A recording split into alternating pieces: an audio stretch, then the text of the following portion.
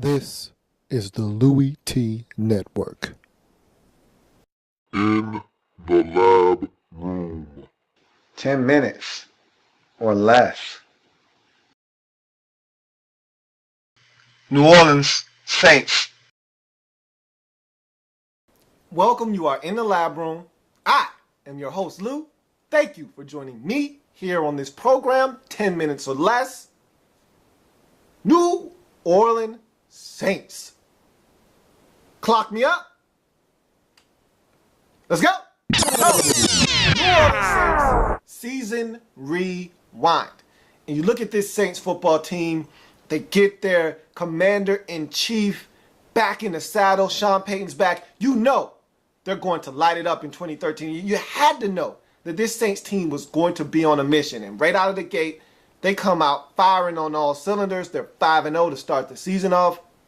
Everything's peaches and cream in New Orleans. And then they lose right before the bye week. And this was a season full of should-ups. This was a season full of should-ups for the New Orleans Saints. They should have won that game against the Patriots. They had it, and they played not to lose down the stretch. They end up losing the football game at the very end, going to their bye week at 5-1. They come off the bye week, and they win 4 out of their next 5 games. Gets them to 9-2, heading into a huge Monday Night Football showdown versus the Seattle Seahawks. They get drubbed in that football game, do these Saints. However, they bounce back and do a drubbing of their own the very next week on Sunday Night Football in a huge intra-divisional matchup against the Carolina Panthers. So at this point, after the beatdown that they dished out to the Panthers, the Saints should win this division, okay? They should win this division because even if you go to Carolina, which you're going to do, and I told Saints fans this, I told Panthers fans this, if you want to win a division, Panthers, you need to go into New Orleans and win.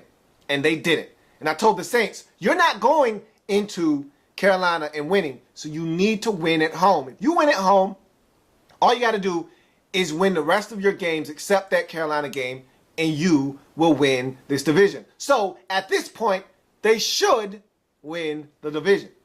But of course, in New Orleans Saints fashion, they go and lay a stinker, an absolute egg in St. Louis and lose that game, then proceed to go to Carolina the very next week, lose that football game, and then they come back home, beat the Tampa Bay Buccaneers to ensure themselves of a postseason berth at 11-5. They get in as a wild card, did not win the division. That distinction went to the Carolina Panthers at 12-4. So they blew the chance to win the division, but they still get in. They got to go to Philadelphia in wild card weekend. They go to Philadelphia. They get it done against the Eagles in a gaudy performance. Then they go back on the road to the place that was the house of horrors for them in week number 12. Of course, I'm talking about Seattle.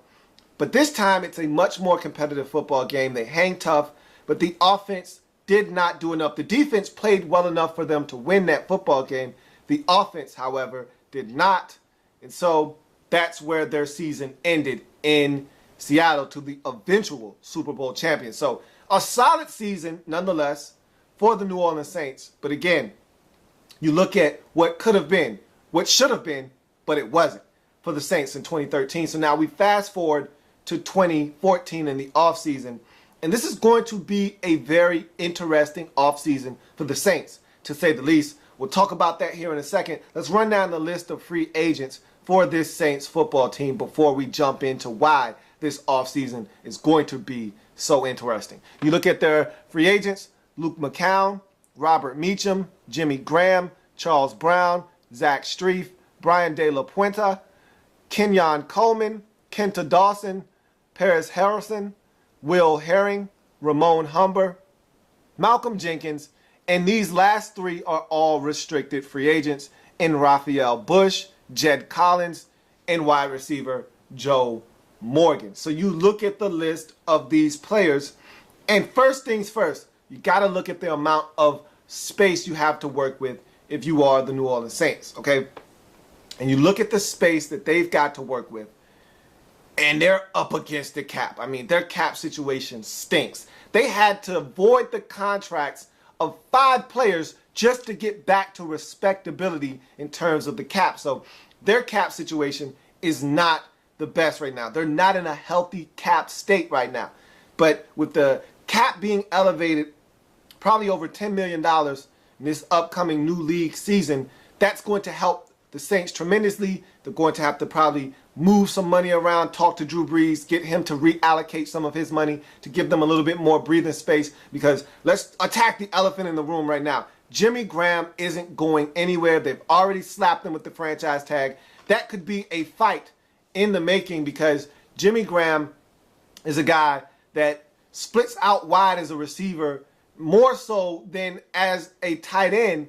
So he's probably looking for the wide receiver distinction as a franchise tag, not the tight end tag, because there's a lot more money involved. We're talking about over $3 million more worth of money when you're talking about a wide receiver versus a tight end. So he's looking for the wide receiver distinction. They've got to work out some kind of long-term deal. But in the meantime, he's not going anywhere, but you're eating up a huge portion of that cap right now with Jimmy Graham. A huge portion of a cap that already isn't a lot to begin with. So, and you've got a lot of things that you want back out of that list of players that I just named. Let's go through that list and talk about guys that I think you want back.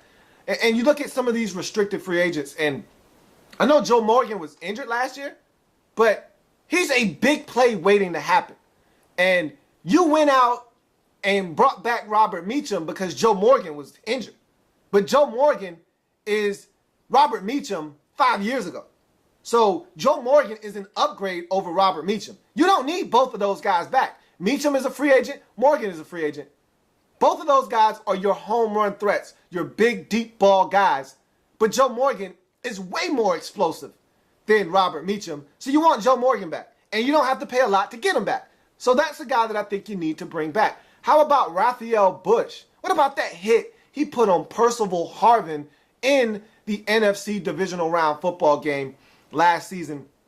Phenomenal. I thought his hit set the tone for the football game. It was part of the reason why these Saints played as well as they did. You've already parted ways with Roman Harper. I just told you that Malcolm Jenkins is a unrestricted free agent. So you've got questions at safety. And I think you want him back because it's not going to cost you a lot. And I like Raphael Bush a lot. And not to mention, he's a big contributor on special teams as well. What about Malcolm Jenkins? Speaking of the safety position, what about Malcolm Jenkins? I think you want Malcolm Jenkins back. I've said this for a long time, up until last year when you went out in free agency and got yourself a number 1 corner. I thought that he was the best thing you had in your secondary. Sure, he's out of position a number of times, but a lot of times he's trying to make up for somebody else's mess that they made, and so it makes him look bad. But I like Malcolm Jenkins, and don't think for one second that if you don't want him back, somebody else won't take him. I think that's a guy you want back, but we'll see what the Saints have in store, because again, I'm talking about all these guys you want back, but again, you don't have any money. So we'll see how this goes. And we know the Saints always spend their money on the offensive side of the football. Before they spend any money on defense, they're spending it on the offense. And they always want to protect Drew Brees. Now, you've got a couple of guys that you want back. One in particular that you need back. Zach Strief and Brian De La Puente. Now look, the Saints always elect to protect Drew Brees up the middle. And we know this to be a fact. They'll spend money on the interior offensive linemen before they spend money on the tackles. That's why their big left tackle last year was allowed to hit the market and go to Chicago in Jermon Bushrod. So they're going to spend money on the interior because Drew Brees, shorter quarterback, needs space to step up in the pocket. Brian De La Puente isn't going anywhere. He can't go anywhere because you have to make sure that the inside of this offensive line is solidified. And Brian De La Puente, with the guards that you have on your roster, does that for you. So if anybody's walking in this situation out of the 2 linemen that I just named, it's going to be Zach Strief. He's going to hit the market, and he's going to be playing elsewhere in 2014. But Brian De La Puente isn't going anywhere because the Saints always like to keep their interior offensive line solidified and intact And bringing back Brian De La Puente would do exactly that for you. So you look at that, and there are a lot of guys I just named that you want back on this football team, but everybody can't be back. And so you're going to have to part ways with some guys you would have loved to have had back. But that's just the nature of the beast in New Orleans when you don't have any money. So you go to team needs, and you look at this Saints football team, and because of all of the guys that you're probably going to have to part ways with, you're going to have holes on your roster. I just told you Zach Street probably not going to be back. That leaves a hole at right tackle. Brian De La Puente. Is he going to be back? Isn't he going to be back? If he is back, you don't need a center. But if he isn't back, you need a center. I think he's going to be back, but in case he's not, you need a center. You look at another position, linebacker.